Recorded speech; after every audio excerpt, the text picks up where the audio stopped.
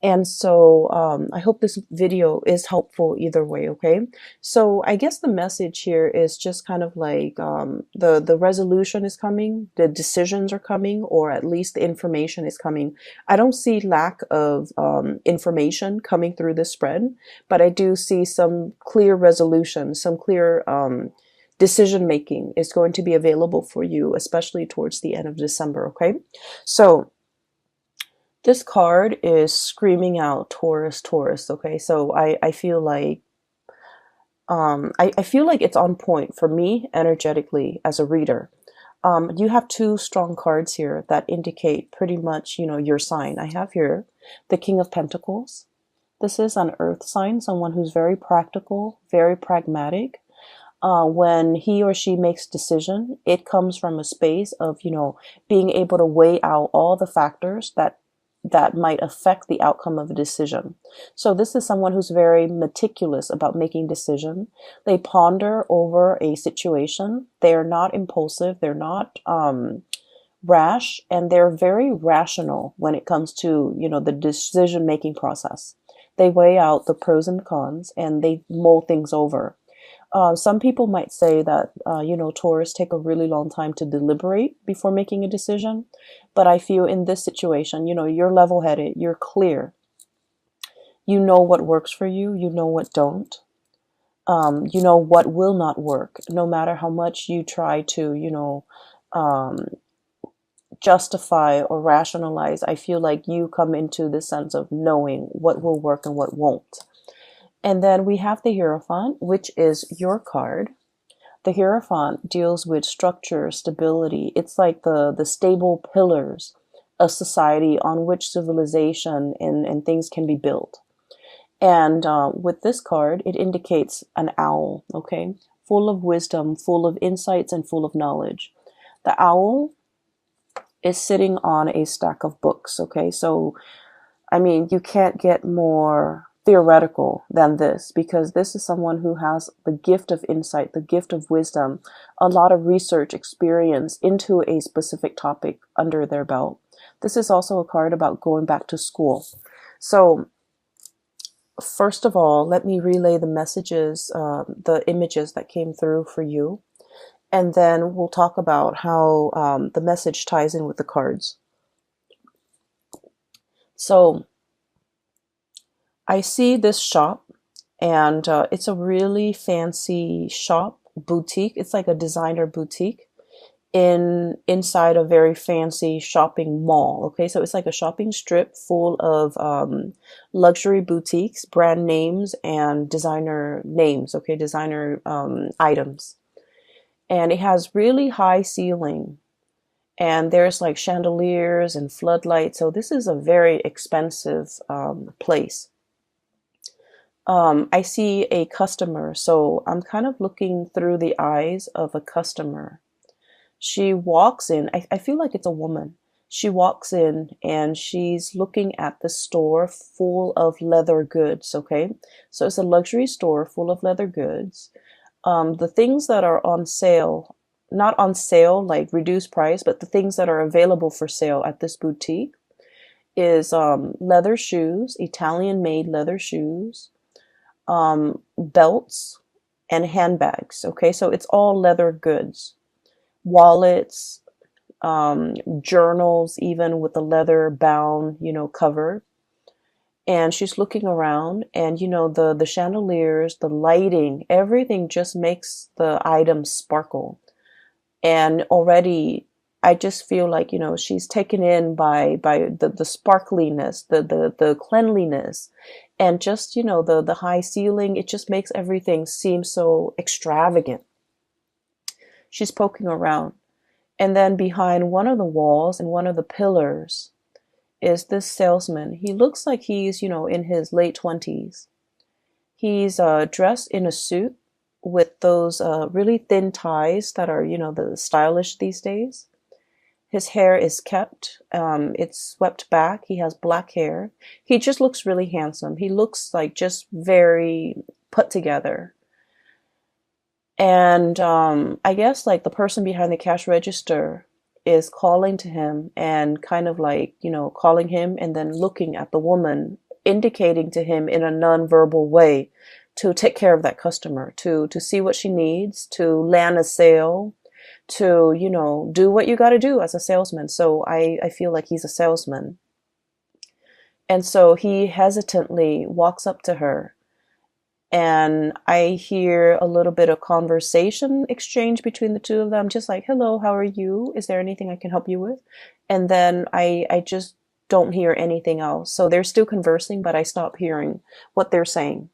So I'm sensing that you can be the salesman, or you can be the person being sold to. Okay. I feel that the hesitation from his end deals with a lot of this sense of ethics from his end. Okay, so he's like in his 20s. He's still very young, you know, starting out into the world. This is probably his first serious job. It seems like he's good at it because he's dressed the part, but he's also in this luxury department, or you know, like a designer item boutique. I don't even know what you call it. And he looks around and he's sort of thinking, you know, this is not really worth the steep price tag. Okay. Everything here is leather good. It might be imported. It might not be. And so he's hesitant about selling these items to this person because of the steep price. He, in the greater scheme of things, doesn't feel that it's worth it. So he's in his 20s, making his way into the world. He's probably, you know, got a hotel, or I'm sorry, an apartment bill that he is paying for. He's probably got car payments. So in the grander scheme of things, he understands that, you know, these designer items are probably not worth the price. And so I'm not going to try to upsell anything. I'm going to try to, you know, just ask the lady what she needs and then show her a few items that we have in stock, but I'm not going to pressure her. Even though I might make the commission, I'm not going to pressure her. So I definitely feel some hesitation from his end about upselling, about promising more than, you know, he could deliver or the product could deliver. Trying to weigh out the ethics of, you know, this situation. And trying to, you know, make sure that you do right by the other person. Okay. So what I do sense here is that energy coming through in this spread for you guys, where you're deliberating a decision, deliberating over a choice, trying to do the right thing, trying to take the practical decision as well. Okay. To make the practical decision, or to take the more practical route when it comes to what you do. And so for some of you, you might be in a career path where you feel like things are not really progressing as it should. Okay, so once again, this is you seeing the true value in yourself, knowing full well your capabilities, the education, the life experience, the knowledge that you bring to the table. Okay, you've got this pentacle in your hand, knowing full well your skills and assets and not willing to settle for less. Okay. So I feel like deep down you have this sense of knowing that I deserve more. I'm in a place, probably in a transitory way. It's transient. It's not forever. And so I have to make do with the situation.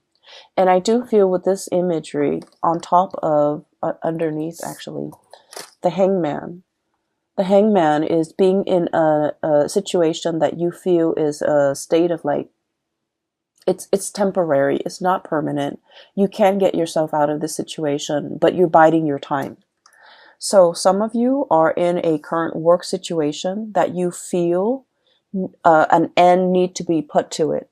You feel like you're not really, either the people don't appreciate everything that you have to offer, or you feel like you're not able to display yourself to your full capabilities, the things that you value about yourself, your work ethics, your meticulousness. Those things might not be valued by the people that you work for. Your brilliant mind, you feel like for whatever reason, it's not valued, or it might be devalued, or not a lot of emphasis is is placed on the skills that you bring to the table. So you feel that the longer you stay in this work environment or this situation, the more of yourself get lost in the shuffle. The these good qualities about yourself, these qualities that make you uniquely you, you feel like it gets lost in the shuffle. Does that make sense? And so I'm sensing that for many of you, you're deliberating a change of environment. Okay. I also feel an environment where a lot of people are coming and going. It's like a revolving door, okay? You might form attachments, relationship with somebody, but at the same time, it's like, oh, for example, I really get along with this person, and then in a few months, they're looking for other things. They're flying the nest to go and find whatever is more suitable for them, another job, another position, another company, another location even. So where you are it's kind of like a transit hub because people are constantly going and leaving. And so you find yourself here. You might have stayed here for a very long time. You might have thought that like, oh, I can build a life here. And so you start building a life here. And then you realize that maybe this work is not 100% suitable for me. So I need to find something that is a little bit more up my alley. And so I feel that you're kind of questioning, where do I fit in this environment? Do I even fit in? And, have I already outgrown this environment? Do I need to, literally plant my seeds, plant my pentacles, elsewhere? Is this a place where I can settle down and retire and build up the nest egg and, be secure long term? Or do I need to look at other options? So I feel for many of you, you're looking at greener pastures. You're kind of looking at an environment where you can thrive a little bit better, where the things that other people value will be in alignment with what you value, where your skills and assets are on full display, where you're going to be able to make a mark in the world. So I do sense there is a lot more that you want out of life, okay? I feel like somebody in your life has really stirred up these feelings within you. The feeling of wanting more, not in the spirit of, restlessness or things like that, but they are stirring up higher ideals, higher vision within you. What exactly does that mean? Well, it basically means that we can be comfortable with the status quo, okay, where the money's good. The man in the store, he probably makes really good commission because it's such an expensive store that if you are paying like 800, 900, 1,000 for like a leather belt, he's probably making like 15% commission out of that. So he's getting paid well. He's dressed the part. He's really good at his job. He's just a little bit hesitant about selling something that is very functional, like a belt, to somebody for like $1,000. He just doesn't feel like it's practical, right? And so he probably, is really good at his job, is really good at selling items. But at the same time, it's like where you are financially is probably really good. You can increase your salary, by a fixed amount every year. So things are really good. You're in this designer store and people behave in a very, I want to say, polite way. So the work environment is good. There isn't fierce competition. It's comfortable. It's a nice surrounding to be in and day out, right? And I feel like for Taurian people, that's very important to have a aesthetically pleasing, beautiful environment to work in, to be in. Like, let's not forget the high ceiling, the airflow, the traffic, the barrage of clients and people with a lot of money, and also the chandeliers. What more can you ask for? So on the surface, it seems really great. You're making good money, but the higher ideals, the higher evolution of yourself, it's basically somebody, and I feel like it might be this person, King of Wands, okay? For some of you, it might be a fire sign, a Sagittarius, an Aries, or a Leo, Sun, Moon, or Rising. And this is somebody that is like very experienced, very good at their craft. I'm hearing as well, the roar, okay? The roar of the tiger. So it's somebody who commands a lot of respect when they speak. It's someone who is quite an eloquent speaker. They have a lot of charisma, a lot of I don't want to say charm because that's not the right word. They have a lot of charisma, a lot of magnetism. They draw people to them. There's something about the way they sound. They're either very assertive, okay, like whatever I say, go. They're very decisive. They also don't like to compromise. Okay. So for example, if you're the salesman and you're in the stock room and you're taking inventory and you find out that, these belts are like bought for 14 bucks, made in China or whatever, made in Malaysia, made in some type of underdeveloped country, right? Or developing country. And you're just like, we buy it for 14 bucks and we're selling it for 1,000.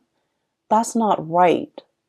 So this is somebody who's like that, who's ethical, who looks around and they see situations for what they are. And, they cut through the facade and I feel like they're commanding, okay? The way they live their life is very ethics based.